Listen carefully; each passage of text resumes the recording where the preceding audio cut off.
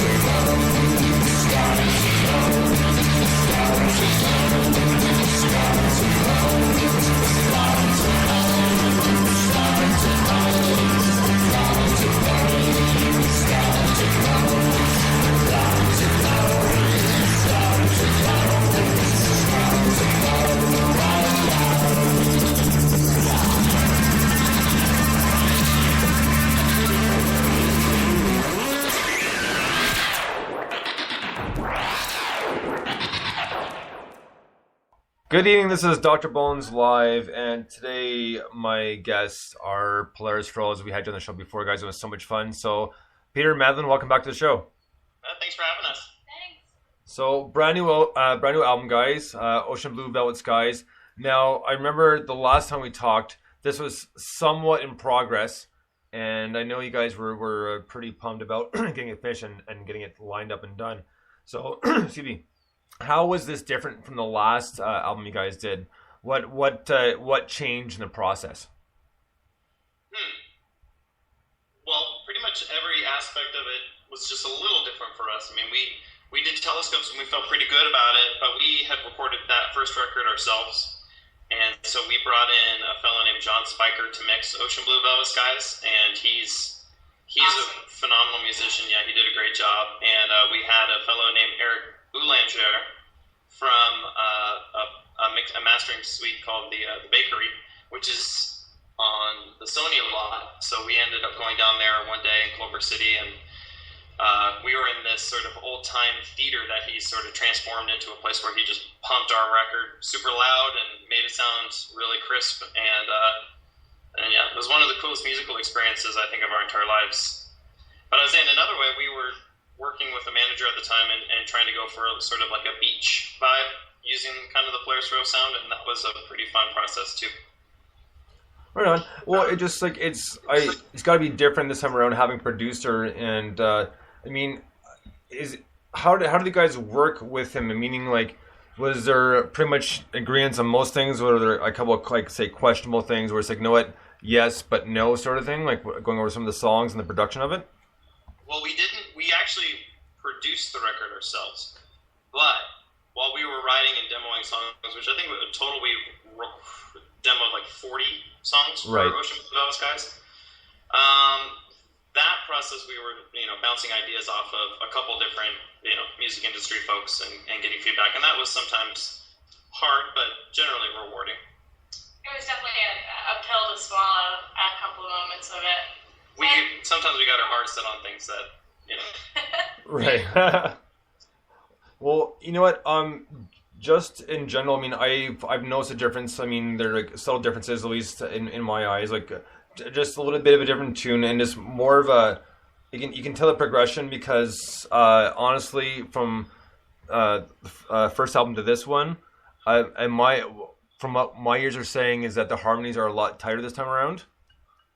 Not that they weren't good the first time, I really enjoyed them, but they just seemed a lot more solid, and it just you guys really complement each other, and that's what always stood out from this album to the first album. It just, you guys just have that. I hate to use a cliche, the je ne sais quoi, but point being is you guys really gel well together. It's always good to hear what you guys put out because you give us like a different feel of what's going on. It's a different side of kind of like we'll call it pop music. Oh, thanks very much.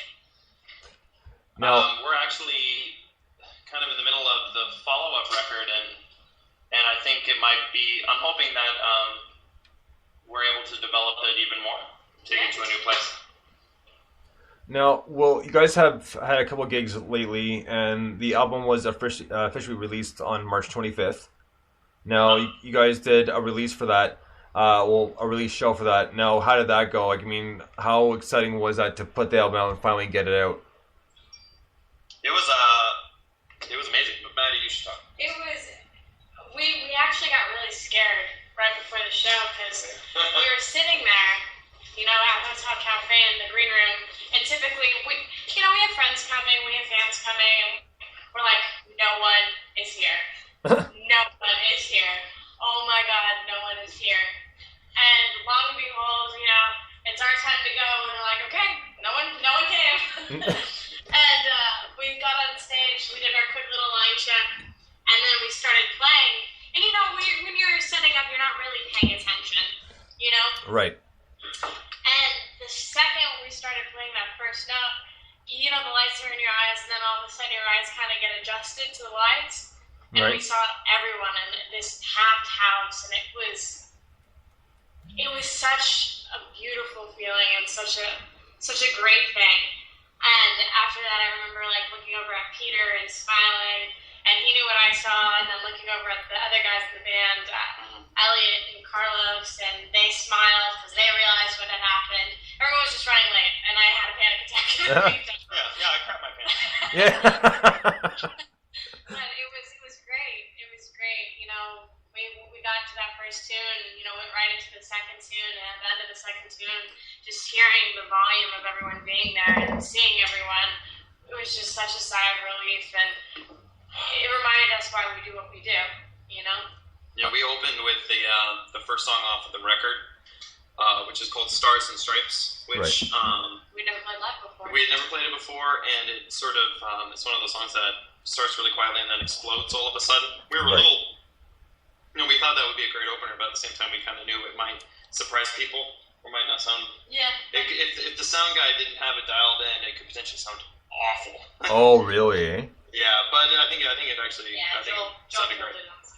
He did a great job. Oh yeah, it was terrific. Well, right on. It's like I said, I've really enjoyed it, and I really appreciate you sending it to me.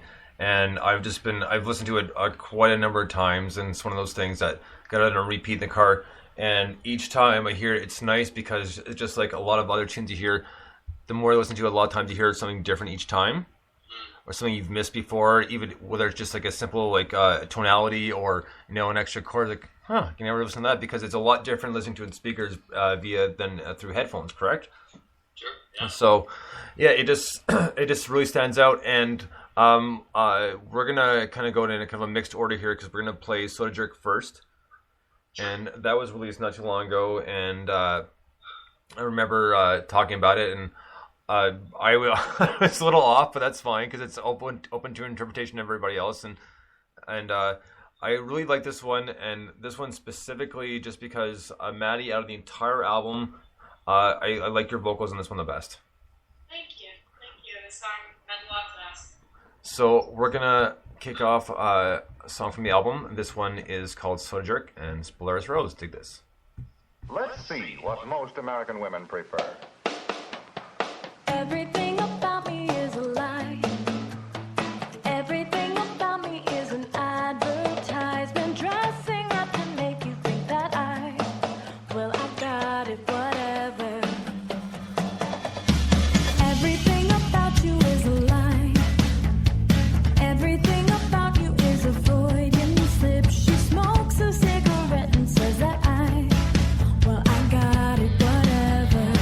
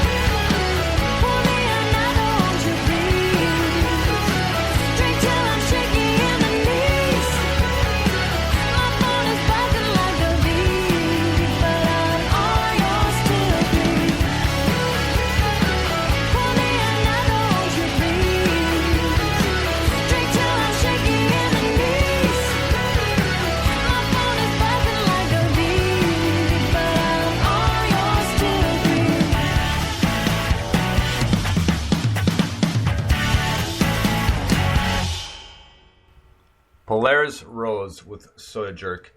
Now, Maddie, I'll let you talk about this. I know you put up an explanation on Facebook, but I'll let you take it away with this one. Well, there's a bunch of things with this song. Peter had been watching a documentary called Century of the South, and we had discussed it back and forth a bunch, and then Peter and I went through an incident where I got told that I was too curvy to work an event, and they put me in a closet, and I had to wait till the event was over. Wow. And it was one of those, man, I lost it. Like emotionally and mentally, it was really one of those moments in life where it sucked to be a girl. And then Peter and I started talking about that a little bit more, and how society is putting all these pressures, not just on women, clearly. They do it to men too all the time, which is so sad, to both degrees. Peter was writing, and we were talking about it, and he really came up with a great idea, and those little clip-ins, like, this is what real women want, Right. And it really hit home. It really hit home for me in the situation that I had just gone through, and I think for Peter to some degree as well. This is a problem that's not just with women. It's with women and men. It's with being older and younger. As society, we have this obsession with youth. No one wants to grow old. Especially here in LA. My gosh, the Beverly Hills woman is alive and well, and it's sad. It's sad because age and voluptuousness.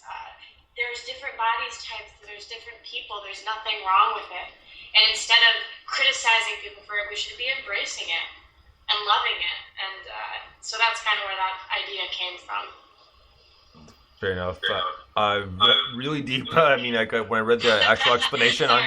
No, that's quite all right. I mean, that's what we're here to do. We're here to talk about the album, what you guys were feeling when you wrote these songs. And that aside, the song itself, like I said, I really enjoyed it. And I said, out of all the songs on this album, I enjoy your vocals the most on this one. But I just love the kind of heavy, heavy keyboard meaning like really kind of really, is really upfront sounding. And so it was like a cool mix of like a 90s alternative / 80s at the same time, and just like really fun to get into, like just because it had that kind of pace to it. Yeah, thank you. So I know there's a whole array of different meanings behind a lot of songs in here. Now, what song would you guys say that you had the most fun working on for this?